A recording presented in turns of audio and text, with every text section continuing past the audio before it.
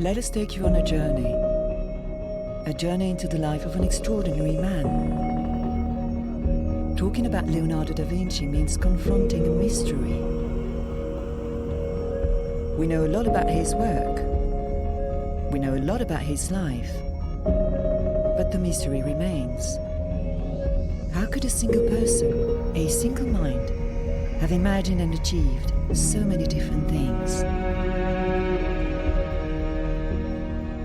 What makes Leonardo the top of the bright guys of the Renaissance compared to Raffaello, to Michelangelo, to many others remarkable figures is that he was not simply an artist.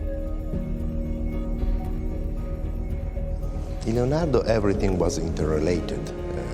Science, painting, all the arts, let's say like that. Probably for him, painting was the top of his activity.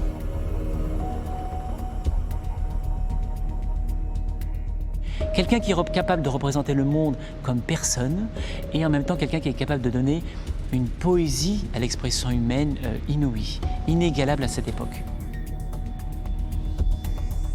Leonardo invented himself. That's clear already in his letter to Lodovico il Moro. He's saying things that he cannot yet do, but he will learn to do in order to fulfill the promise. Léonard, c'est avant tout l'homme absolu, curieux du monde, curieux de comprendre le monde, curieux de modifier et d'améliorer le monde. Celui pour qui rien n'est peut-être impossible.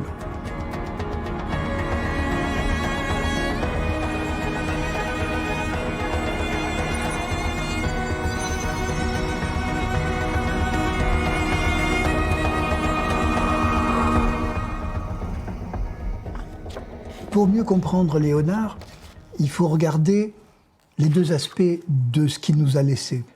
Il nous a laissé des tableaux, mais il nous a laissé, par ailleurs, près de 10 000 pages de notes et de dessins, grâce auxquels on peut le suivre dans son quotidien, dans l'évolution de sa pensée, dans ses recherches, et on a vraiment l'impression d'être avec lui.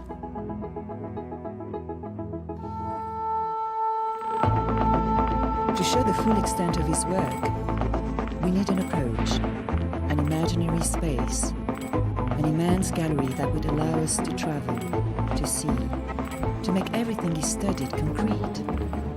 The works and machines he imagined and sometimes designed.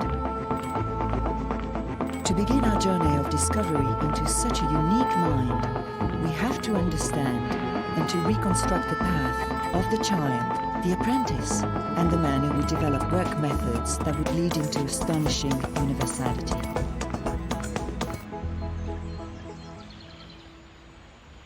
Our first destination is the village of Vinci, located in Tuscany, in Italy, where Leonardo was born.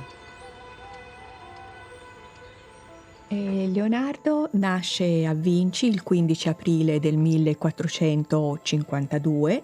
È un figlio illegittimo di un notaio, Ser Piero da Vinci, e di una donna di nome Caterina.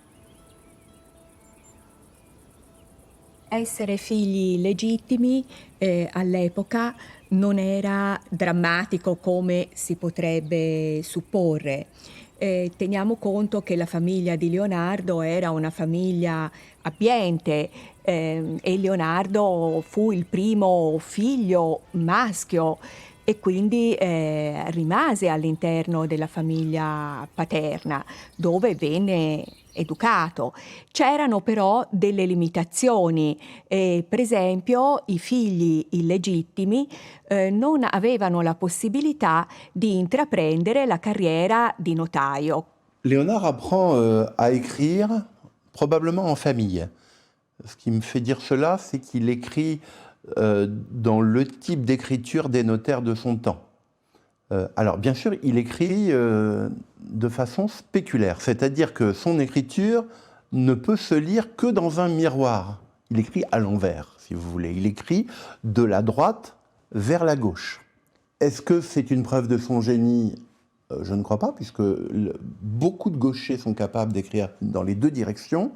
Est-ce qu'il écrivait en écriture spéculaire pour cacher ses secrets, je ne crois pas non plus, parce qu'une fois qu'on a compris le principe, il est très très facile de retrouver les choses. Non, je crois que simplement c'est une manière commode pour un gaucher d'écrire sans repasser avec la main sur l'encre, et donc ça permet tout simplement d'éviter les pâtés. Mais c'est certainement la preuve aussi d'un apprentissage autodidacte.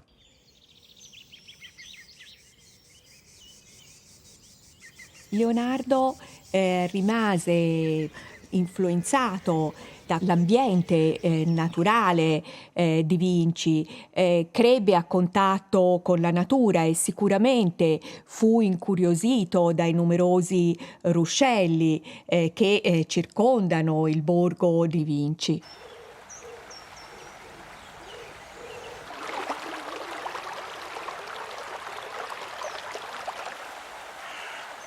On ne sait pas grand-chose de l'enfance de Léonard. On peut l'imaginer. Le papier, il doit y en avoir dans une maison de notaire, mais le papier est quand même relativement rare encore, ou cher à la Renaissance. En revanche, avec des pierres plates, il y en a plein la région, et un bout de charbon, on peut tout à fait s'amuser à dessiner. C'est peut-être ce qu'il a fait. Il a dessiné les animaux, les arbres, les montagnes qu'il voyait, et ces dessins ont probablement émerveillé ses parents, émerveillé son entourage. Et on s'est dit, tiens, cet enfant a des dispositions pour l'art.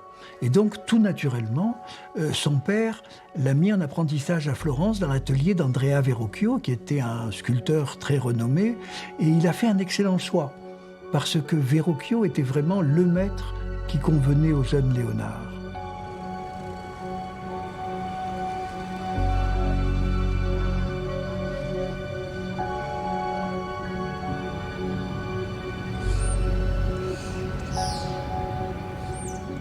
Leonardo arrives in Florence as a teenager, coming from a small village with a nowhere place, we would say today at the time. But he was the natural son of a notary who had a housing, pretty beautiful housing in Florence, and excellent relations with the powerful authorities of Florence. So he was not coming for nothing. Plus, he was absolutely impressed, as everybody would have been, coming to the possibly wealthiest city in the planet at that moment. A city which was weak in a military ground, because they were a small city with no army, but very powerful on economy.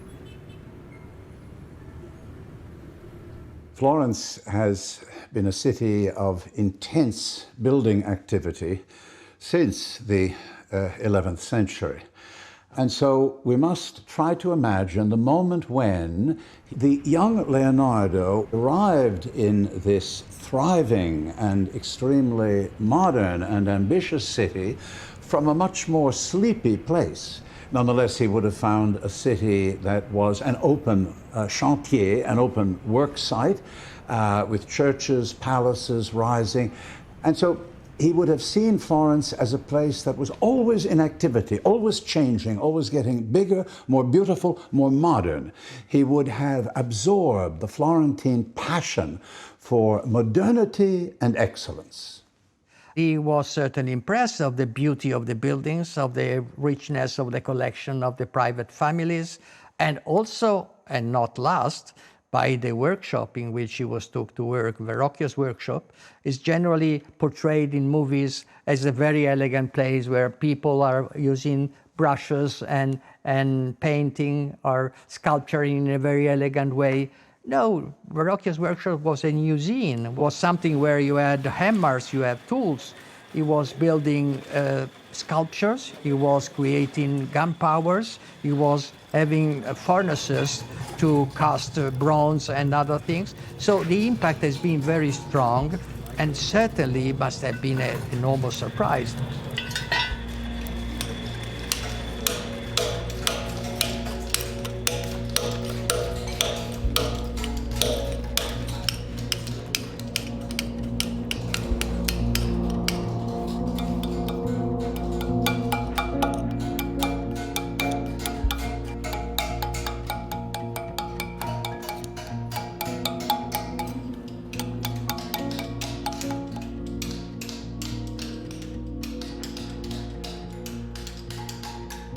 Lorsqu'il entre comme apprenti dans la boutique de Verrocchio, Léonard commence par la base.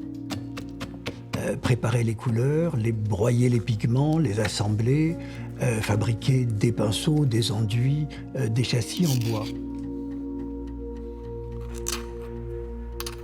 Le premier travail que Léonard fait pour Verrocchio, ou auquel on sait en tout cas qu'il a participé, c'est un travail d'engineering pur. Il s'agit de façonner une sphère en cuivre assez volumineuse, mais là n'est pas le problème. Il s'agit surtout de l'installer et de l'arrimer très solidement sur la lanterne du dôme de la cathédrale à plus de 100 mètres de haut.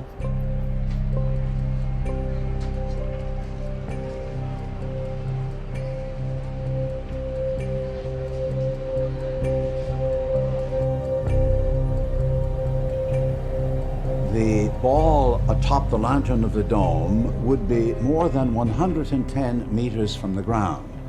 It was very heavy.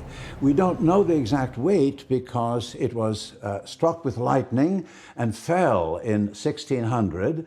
We do know that the large ball, exactly reproducing the shape that was made to replace it, weighs 6,000 kilos.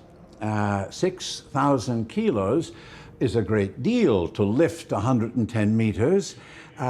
We believe that Verrocchio's original ball was much heavier. And so you're talking about a problem that is positively mind-boggling. One cannot imagine how to do it. Bear in mind that the ball is at the center of a dome that has a 43-meter diameter. So the great crane that has to be put in place to lift the ball up has to have an arm that extends at least 25 meters, half the width of the dome, and then beyond that to allow it to be lifted, the ball to be lifted from the ground without actually touching the dome.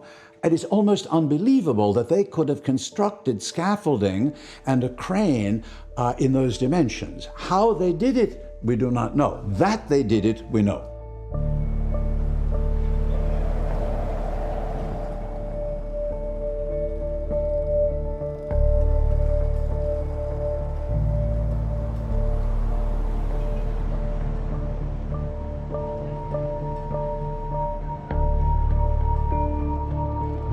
Like all apprentices, Leonardo started very modestly at Verrocchio's workshop. Then he became a workman, a better position, and as such, he started participating more in the activities of the workshop. During all that time, he drew from nature whenever he could. Like all the students, he made draperies and learned to work with light and reflections in order to give volume to his drawings. When he did those paintings, imagine, he was only in his early 20s, and 500 years on, you can still admire those paintings. We know these studies of drapery were very, very important and relevant for the activity of the artists at the time. Especially, they were a kind of exercise. They were studying, probably all together, drawing and painting from reality, studying real draperies. This kind of drawing and studies then will eventually be useful for paintings, but also for sculpture. Unfortunately, we don't have any surely sculpture attributed to Leonardo. This is a big problem because we know that Leonardo was also a sculptor.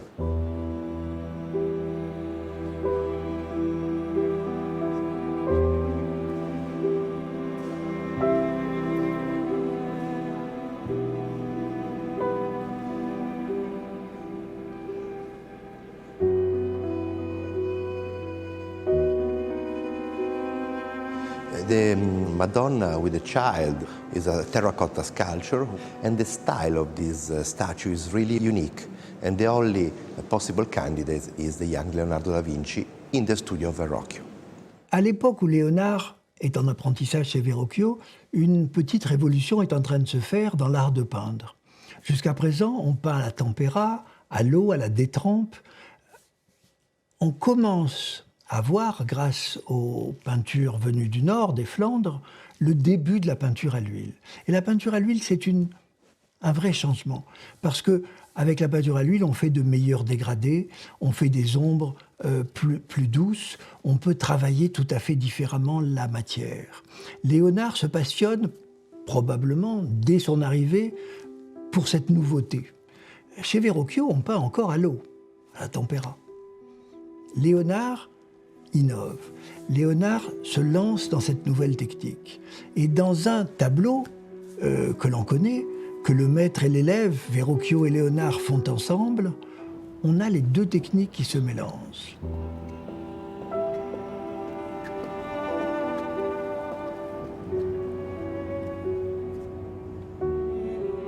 D'après les récits d'atelier, lorsqu'on a commandé à Verrocchio un baptême du Christ, naturellement le maître s'est réservé la part la plus importante de l'ouvrage, mais il a confié au jeune Léonard la réalisation des deux anges qui sont aux pieds du Christ.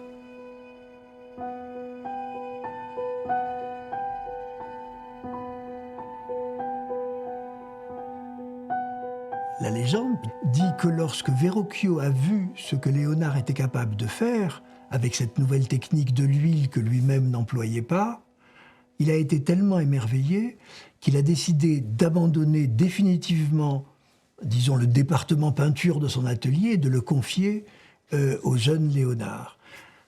Il n'aurait plus jamais touché un pinceau de sa vie, tellement il trouvait que le maître avait déjà été dépassé par l'élève.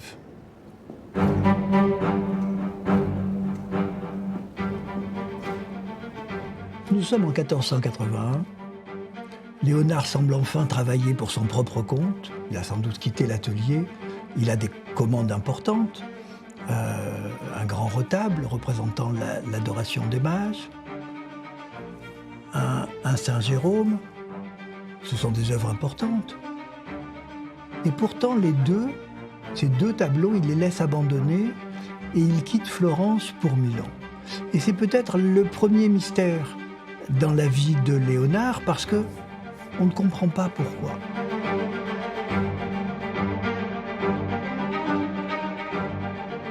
Why did he abandon these paintings, including a large format that seemed very promising and for which he had done many studies?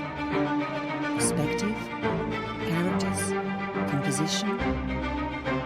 What's more, if we look closely, we can see some of his future masterpieces. Saint Anne, Saint John the Baptist, the Battle of Angeri, some of the expressions in the Last Supper, the equestrian monument. So why did he abandon it? Why did he leave? La seule chose que l'on sache, c'est que Léonard, à cette époque, a entendu dire qu'à Milan, il y avait une sorte de concours pour une statue équestre géante. Et il part pour Milan.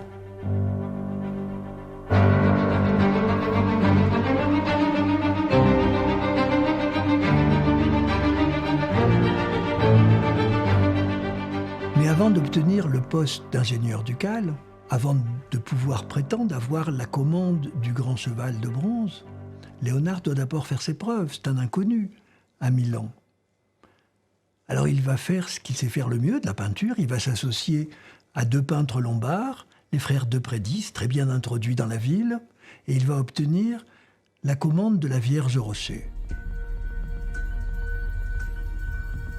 En avril 1483, commande est passée à Léonard de Vinci, mais aussi à deux autres peintres, les frères Evangelista et Ambrogio de Prédis, commande pour la mise en peinture et l'exécution aussi de tableaux d'une chapelle dans l'église franciscaine à Milan, l'église San Francesco Grande, Saint François le Grand.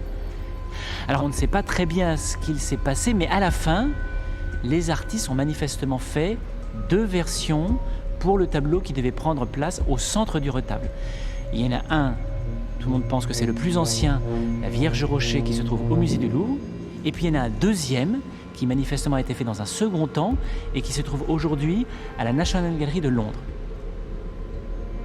C'est vrai que lorsqu'on observe ces deux tableaux, la composition générale semble la même, mais quand même, il y a des détails assez signifiants. L'ange qui est à la droite de la composition, dans le tableau de Londres, ne nous regarde pas et n'a pas un geste de la main droite qui désigne Saint Jean-Baptiste et la Vierge. En revanche, dans le tableau du Louvre, on a cet ange qui nous regarde, qui attire notre attention et nous incite par son geste de la main droite à aller regarder vers Saint Jean-Baptiste. Ce qui s'est passé dans le tableau du Louvre, Léonard a peint la composition telle qu'on la voit dans le tableau de Londres et au dernier moment, alors que le tableau était achevé, il a transformé la position de l'ange, légèrement fait pivoter vers le spectateur avec un regard qui nous suit, qui est dirigé vers nous, et il a ajouté le geste de la main de l'ange dirigé vers Saint Jean-Baptiste. In the Virgin of the Rocks, Leonardo shows us Mary who, on the one hand, tries to protect her son. Her left hand descends as if to protect her son. Her right hand tries to restrain, to hold back little John the Baptist because he is the prophet of her son's future death. Her left hand can never fully descend because there is the finger of an angel pointing back to John the Baptist. Leonardo is exploring a psychodrama in the mind of this woman. He knows that in religious terms, she is the servant of God and she accepts God's will. But he says in human terms, it must have been terribly difficult for her to accept her son's death. And so he shows her trying to prevent God's will from happening, but ultimately he has to allow it to happen. Il faut vraiment prendre du temps pour regarder chacun de ces 4 visages qui expriment un sentiment légèrement différent. Et l'un des plus poétiques, c'est peut-être celui de l'ange, où on sent ce frémissement d'un sourire merveilleux qui nous est adressé et qui est vraiment une invitation à rentrer dans ce mystère sacré qu'est la Vierge Rocher. Donc effectivement, à l'époque, en 1483, on va dire, s'il est achevé vers 1486-87, la Vierge Rocher a dû subjuguer les contemporains par l'extraordinaire poésie de Léonard de Vinci, quelqu'un qui est capable de représenter le monde comme personne, et en même temps quelqu'un qui est capable de donner une poésie à l'expression humaine inouïe, inégalable à cette époque. Après la Vierge Rocher, Léonard peint d'autres tableaux pour la cour de Milan. Probablement un portrait d'une maîtresse du duc. On voit bien qu'il progresse dans l'entourage de Ludovic Sforza. Mais pourtant, il va falloir presque 10 années avant que le titre d'ingénieur ducal ne lui revienne et qu'il puisse vraiment s'atteler à la grande sculpture qui lui tient à cœur. It is in Milan that he emerges as his own man, as a fully acclaimed artist, but it is also in Milan that at a certain point we see Leonardo trying to learn Latin. His notes, where he's trying to memorize the form of Latin verbs, are moving because this brilliant man, this spontaneous genius, does not have the most simple and basic credential of intellectual life of the period. Someone who could not speak and read Latin was simply out. Et dès cette époque à Milan, on voit Léonard avoir des ambitions proprement encyclopédiques. Plus rien ne lui fait peur. Il écrit même « Il est facile de devenir universel parce que si tu connais une chose, mettons les proportions du corps humain, tu peux en deviner une autre, mettons les proportions du corps des animaux. » L'analogie est le système fondamental de la pensée de Léonard.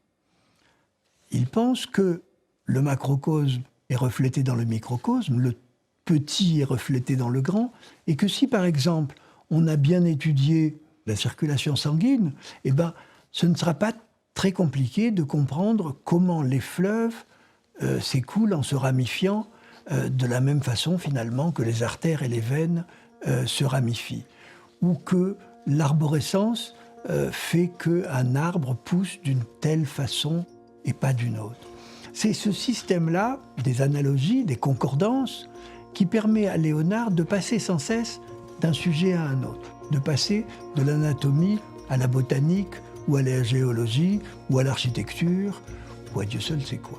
Les premiers dessins de Léonard qui se trouvent dans le manuscrit B sont des dessins de machines qui visent sans doute à convaincre le commanditaire, à convaincre Ludovic Sforza. Leonardo wanted to seduce, he wanted to convince, and his best weapon was his pencil. He knew that an engineer would be more highly respected than an artist. And so he designed machines for the Duke, starting with military machines.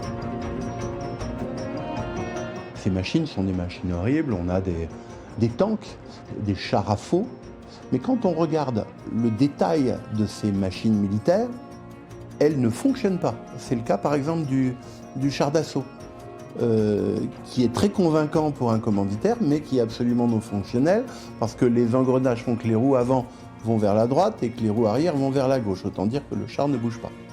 Et il y aurait d'autres problèmes techniques dans le char, notamment les canons et la fumée qui asphyxieraient nécessairement les pilotes du char. Donc ce ne sont pas toujours des machines très efficaces, mais elles sont là pour convaincre celui qui peut-être embauchera le nouvel ingénieur militaire. Il y a cette sorte de révolution industrielle en Italie. Il y a beaucoup d'ingénieurs, des architectes, Tacola, Brunelleschi, et donc il est influencé par ces ingénieurs. Généralement, on a des ingénieurs qui sont spécialisés. Et Léonard, lui, c'est un généraliste, mais un généraliste dans l'excellence. Leonardo was particularly interested in civil engineering, in machines useful for everyday life. This winch, for example, it is designed with a ratchet to prevent human effort from being wasted. This was the first drawing in exploded view, something that will later become a reference. He also designed machines for the theatre. This automobile, for instance, would be useless in the street, but could produce magical effects on a stage. Alors Léonard de Vinci aurait inventé l'automobile. Oui, il s'agit d'une machine à 3 roues, 2 roues motrices et une roue directionnelle avec un guidon. Et on peut imaginer que cette machine est l'ancêtre de l'automobile. Mais en fait, c'était plutôt une machine de théâtre. Et on peut voir peut-être un artiste au-dessus de cette machine qui traverse une scène de théâtre, provoquant un effet extraordinaire, un effet spécial. There were floating machines as well, like this pedal-activated paddle-wheel boat that leaves the user's hands free. And finally, later on, he also pursued Herculean projects, like this giant excavator for digging canals. The Duke was intending to make a new Milan, a new modern city, and he was very ambitious, Ludovico Sforza, and so there was ground for Leonardo to test the possibility of getting approval by the patron, proposing something that was responding to his ambitions. And so he made this fantastic idea of a clean city where water was removing all the rubbish, where all the buildings were connected one with the other, where carriage and horses could have their independent roads and so on. This is a beautiful project which introduced a new vision.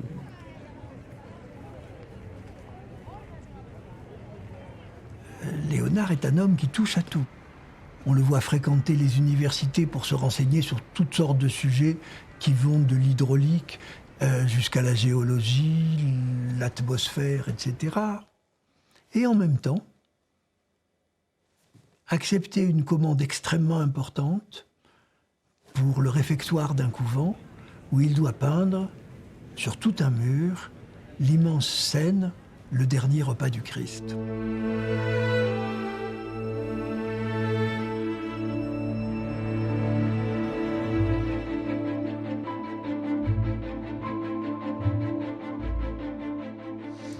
Christ has just said, one of you will betray me. And as the apostles remonstrate and gesticulate and ask what he means, he then begins to institute the Eucharist. One hand reaches to the cup of wine, another to the bread.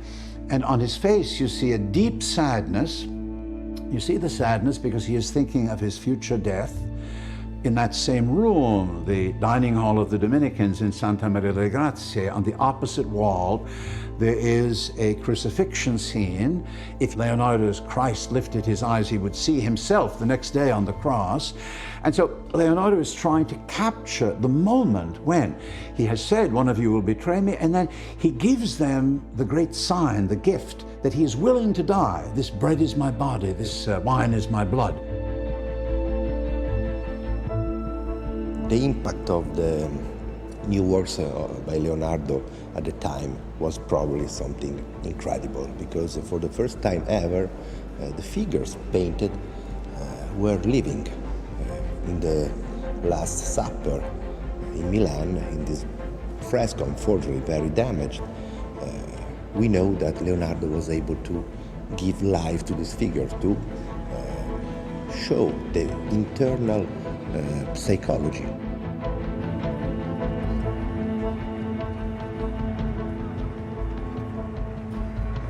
There is no evidence that Leonardo was a personally devout person. On the other hand, he was a man of his time and would have had great religious information. As an artist, he had to use that. And it was really his passionate interest in human nature, his scientific interest in the body, and above all in what he calls the moti della mente, the movements of the mind, the emotions, but the movements of the spirit, that allowed him to become the great interpreter of Christian art that we know. Because Christianity believes that God became man. And so in the measure in which an artist can penetrate the depths of the human mind and spirit and system of choices, that artist becomes a potential interpreter of Christianity. And Leonardo certainly succeeded in doing that.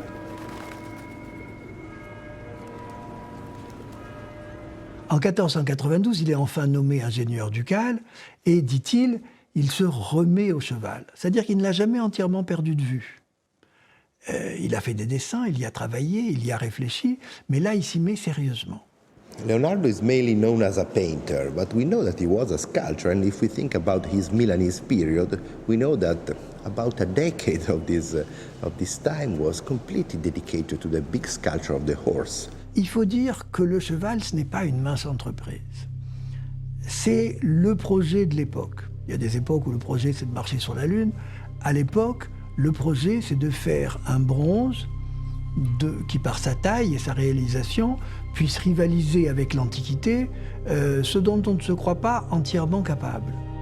On veut une statue colossale, quelque chose qui remplisse d'admiration tout l'Occident. It took many years of work, first designing the shape, then finding the system to arrive at one only casting process for the whole structure, huge structure. You need 40 tons of metal to fill that. The problem is there's many aspects. The first one is the size of a horse. It's an unheard size, 7 meters high, just a horse. And the amount of material that you need to get the casting process.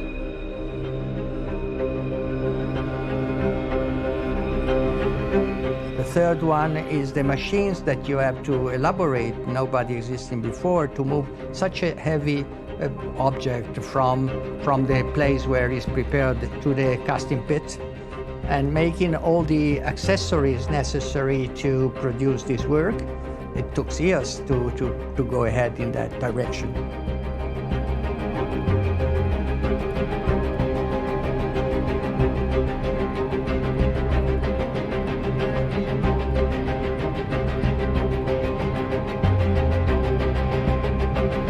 Leonardo, luckily, has recorded in his manuscripts many of the data on which we base our conclusions.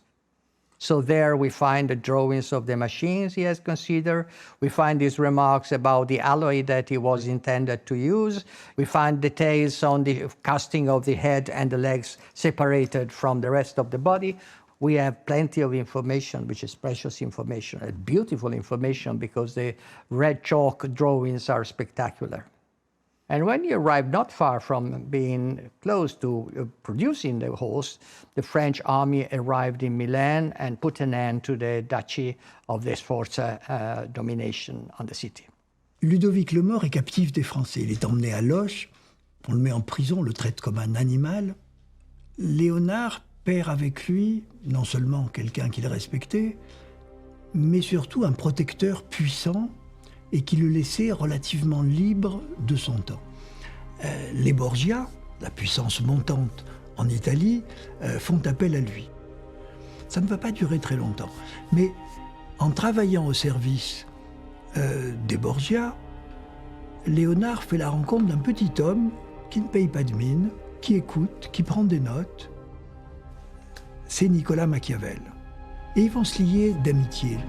Et c'est cette amitié importante qui va aussi justifier le rappel de Léonard à Florence, où il est accueilli en héros. On vient de construire la salle du Grand Conseil dans le palais de la Seigneurie, et cette salle, il faut la décorer. Et on choisit un incident mineur, mais auquel on donne le titre de bataille, la bataille d'Anghiari. Quand Léonard abandonne César Borgia en 1503, il est traumatisé. Il a vécu des choses absolument horribles. La preuve de ce syndrome post-traumatique de Léonard, homme de guerre, c'est ce qui se passe quand on lui demande de peindre la guerre. Et peindre la guerre, c'est le moment où la République de Florence lui demande de peindre la bataille d'Anghiari.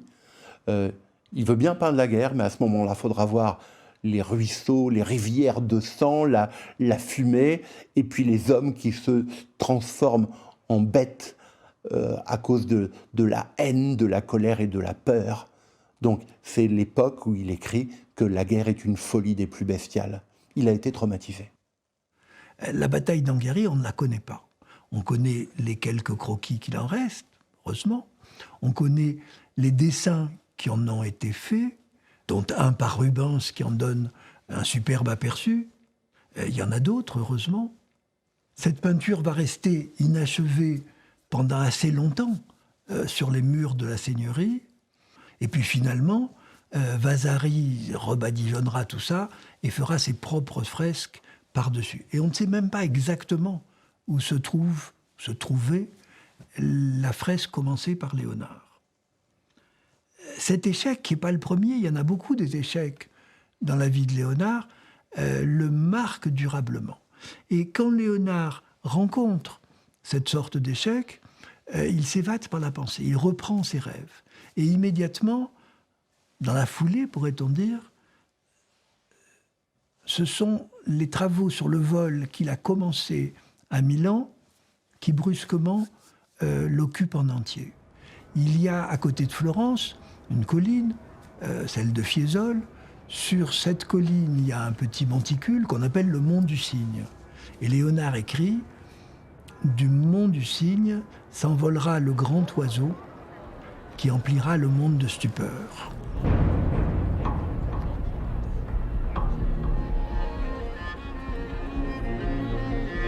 The tradition in portraying or imagining men flying is based on no mechanism at all. Is wax wings or things like that.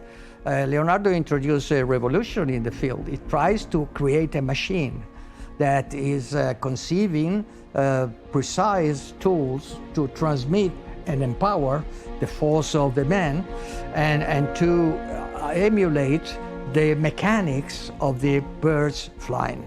So it's quite a revolution. There is nothing similar before. This is what is new in his imagination, a mechanical system to fly.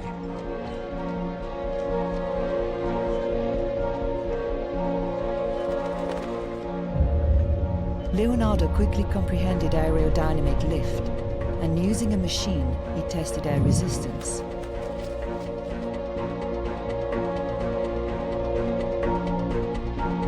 He studied the flight of birds, especially that of bats, which are like us mammals. And if bats can fly, humans should also be able to fly.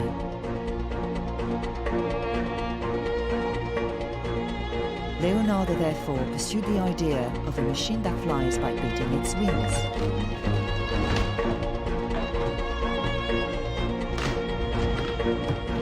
But he soon understood that the materials, wood, metal, rope, fabric, were too heavy for human strength alone. So he turned his attention to a sort of glider.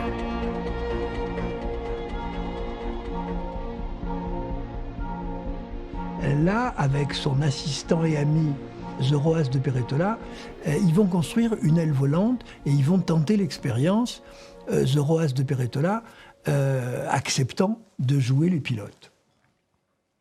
On ne connaît pas tout, mais ce qu'on sait, c'est qu'ils se sont finalement élancés du dos du grand oiseau, de la montagne du Cygne, et que le vol a duré à peu près 1 kilomètre, ce qui est quand même pas mal, ce qui prouve que l'aile volante fonctionnait.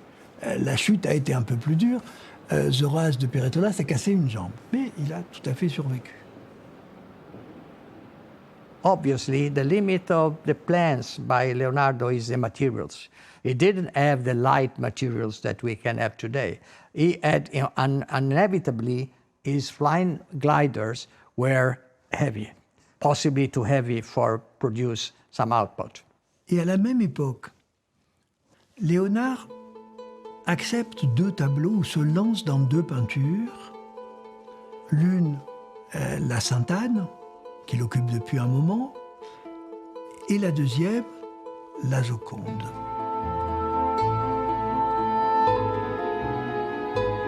La Sainte-Anne de Léonard de Vinci, c'est vraiment l'un des projets les plus fascinants du maître parce que c'est un tableau pour lequel nous possédons énormément de dessins préparatoires, plusieurs documents d'archives qui nous ont permis vraiment de comprendre ce qui s'était passé dans la tête de Léonard de Vinci pendant près de 20 ans. Ce qui est fascinant, c'est qu'on voit ainsi se dessiner toute une réflexion de Léonard sur ce tableau, avec par exemple, une chose très forte, c'est la disparition de tout geste, de toute attitude intrusive de Sainte-Anne dans la composition. On voit qu'au fur et à mesure de sa réflexion, Léonard décide de faire de Sainte-Anne un personnage complètement passif qui contemple ce qu'il se passe entre sa fille et l'enfant. Alors qu'au début de sa réflexion, dans le carton de Londres par exemple, c'était l'une des plus actives. Elle se tournait vers sa fille, elle avait une main pointée vers le ciel pour bien dire à sa fille, tu es consciente de ce que implique cette bénédiction, hein, Jésus qui bénit Saint Jean-Baptiste, c'est l'annonce de la mort de Jésus. Après, dans une seconde réflexion, Sainte-Anne retenait sa fille, elle l'empêchait de reprendre son fils, de le détourner de l'agneau. À la fin de ses réflexions, on le voit, il décide finalement de supprimer les mains de Sainte-Anne. En quelque sorte, Sainte-Anne désormais laisse sa fille librement décider, je dirais, ou de retenir son enfant ou de laisser aller vers son futur, son destin, la crucifixion. In a way, Leonardo was going in the direction of God, if we want, so to understand the secret of the nature. And we can feel it when we are in front of his paintings and the perfection that Leonardo wanted to give to his creations. And it's quite evident if we are in front of the Mona Lisa, when we see the landscape, when we see this inner psychology of the sitter and so on.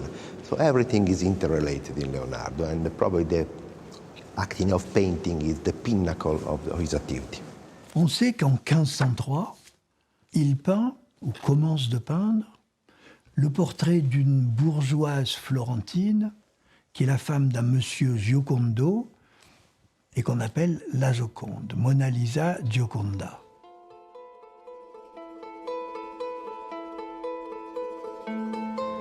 Alors on pourrait s'étonner que Léonard de Vinci ait décidé de peindre le portrait de cette dame de la bourgeoisie moyenne de Florence et en même temps refuse de peindre quelqu'un de bien plus important, la marquise de Mantoue, Isabelle d'Este, qui en plus ne cesse de le poursuivre pour qu'il mette en peinture un dessin qu'il a déjà fait.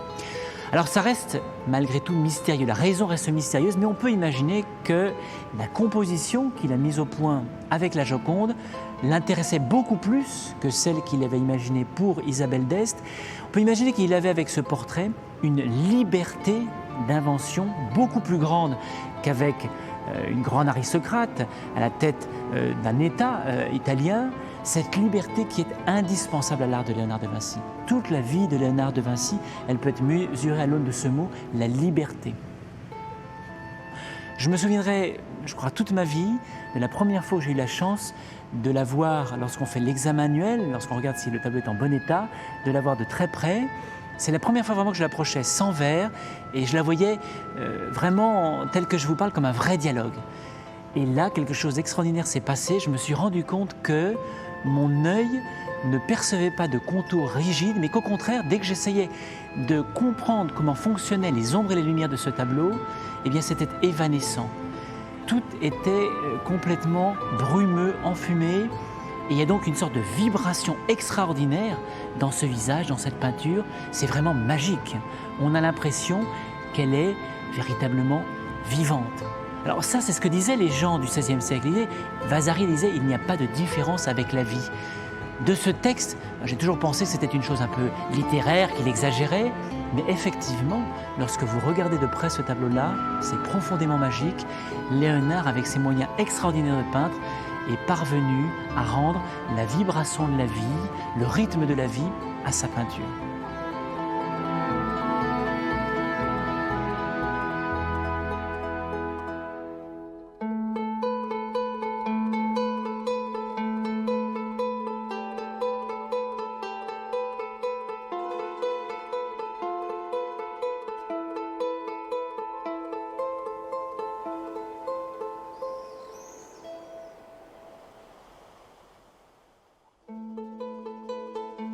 À la mort de Julien de Médicis, Léonard de Vinci est privé de sponsors, de mécènes. Et c'est alors que arrive l'invitation providentielle du roi de France. Tout auréolé de sa victoire de Marignan, François Ier invite Léonard de Vinci à venir résider en France. Léonard est connu déjà à cette époque comme l'homme le plus savant de son temps, comme l'artiste le plus doué, mais aussi presque comme un philosophe. Et c'est cet homme-là que François Ier veut s'attacher.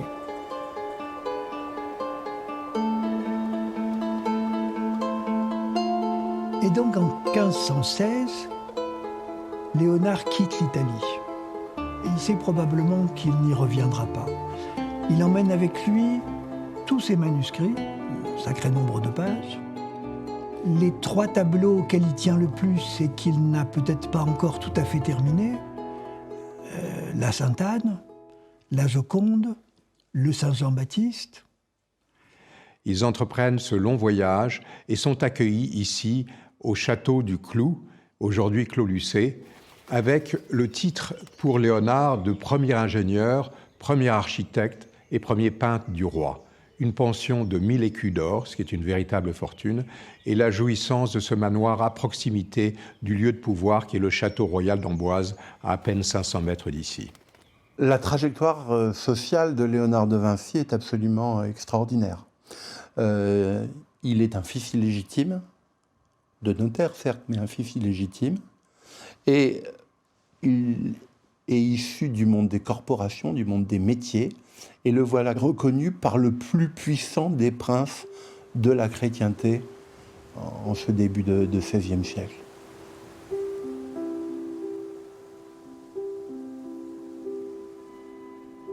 François Ier l'appelle mon père. François Ier vient le voir pour lui demander des questions, poser des questions sur à peu près tous les sujets. Il essaye d'absorber un petit peu de la grande sagesse et du grand savoir de l'artiste italien.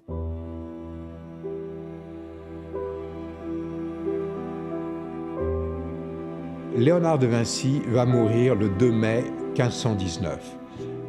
Et la légende est belle qui le fait mourir dans les bras du roi de France.